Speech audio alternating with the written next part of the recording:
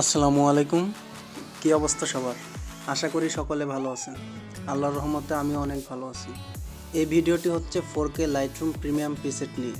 তো এই ভিডিওটি দেওয়ার মূল কারণ হলো আপনারা অনেকেই কমেন্ট করেছেন, ভাই প্রিসেটগুলো দেন। এজন্যই মূলত এই ভিডিওটি করা। আর আপনারা এত পরিমাণ কমেন্ট করেছেন যে প্রিসেটগুলো আর না দিয়ে পারলাম না। আশা করি ভিডিওটি সবার উপকারে আসবে।